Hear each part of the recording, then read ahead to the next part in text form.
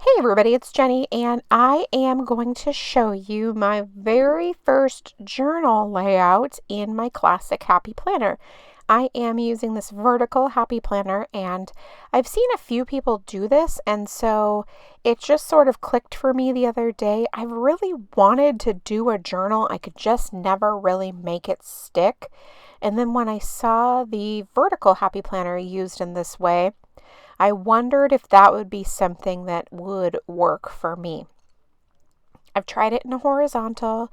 I've tried it in a daily hobonichi. I've tried it, I feel like in something else too. Oh, like the little A5 notebooks that the Happy Planner had, and I liked all of them for a lot of different reasons. It just never worked. So this week I decided I was going to do it with this Rainbow Dreams sticker book because, I love rainbows. So I thought if there was any good way to kick off the journaling with a bang, it would be with rainbows. So I knew that I wanted to incorporate one of these really long strips. I knew I wanted to stick to my visual triangle, and I knew that I wanted to create a little bit of layering. Now, all of those would also help necessitate the daily journaling portion. Yes, I just put that big sticker off kilter. It's not meant to be lined up. It's supposed to be tilted so that I could then add the square sticker correctly and then that strip sticker that I'm laying down right there correctly as well, and still have it be a little mixed up. Now, I'm not sure that I like how that looks. However, with that being said, I'm going to wait to reserve judgment until the end of the week when I filled it all in, because I know I'm going to fill it all in, and that will help me figure out if I like it or not. I always like things better after the pen. I layered those two stickers up in the right hand corner, and then I'm just going to add like a little sparkle sticker as my third item. If you are new here, I always try to stick to items in 3 or 5s. It's just more visually pleasing that way. Your eye is drawn to those odd numbers, and I always try to stick to the visual triangle. So you'll see at the end my main embellishment are in a visual triangle, and that means you could connect those 3 points with 2 lines, or 3 lines, to make a triangle.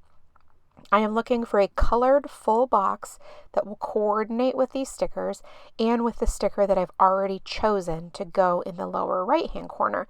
So I can't have an aqua sticker because the background is aqua. So this green yellow ombre will work great. It's very pretty and it'll go along with this rainbow.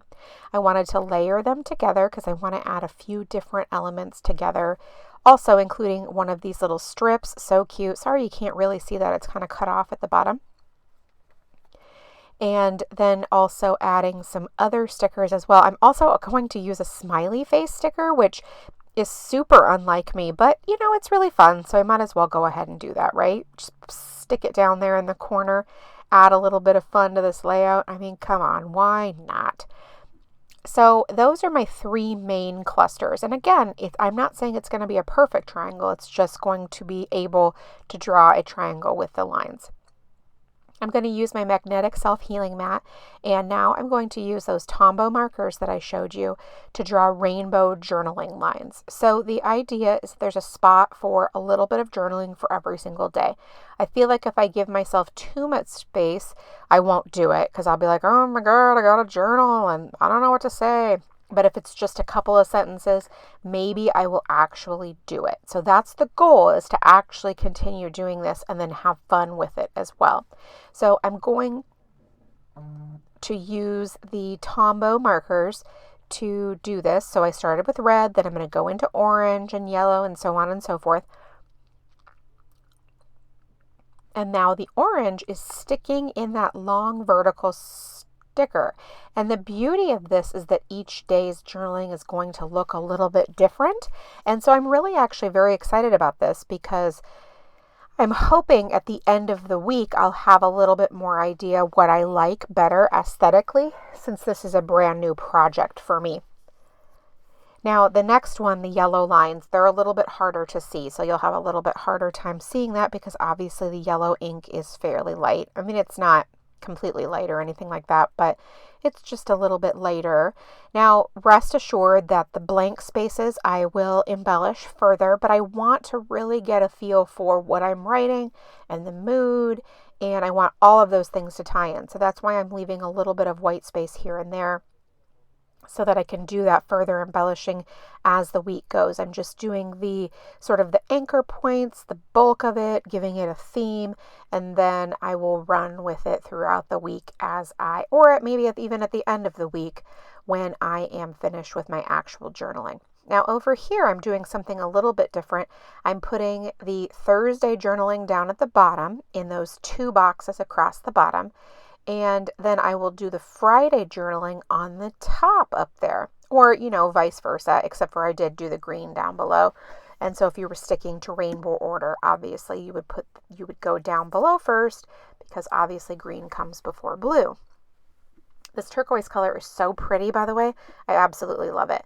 I really enjoy these Tombow markers. It's been a long time since I've worked with them, because the brush on the brush lettering end is really too big for most planner projects. And I always forget about this other end. I should remember this, because these are really fun to write with and the colors are just gorgeous. Now we're going to move purple into Saturday. And again, I'm just going to write within the width of the 1 box, which always feels really weird because I hardly ever do that, especially in like memory planning, for example, where I draw journaling lines also. I feel like I always sort of overlap different boxes and different spaces. But this is really fun, and I'm having a great time drawing the lines in different colors, which again is not something I typically do. I typically stick to just a black pen because I really like that contrast of the black pen on the white paper, especially when I am writing with a Papermate Flair. So as you can see, the journaling clusters really do all look different. They're not the same. And I'm hopeful that will, like I said already, give me a good idea what I like. Thanks so much for stopping by and watching. If you have any questions, leave them in the comment box below, and make it a great day.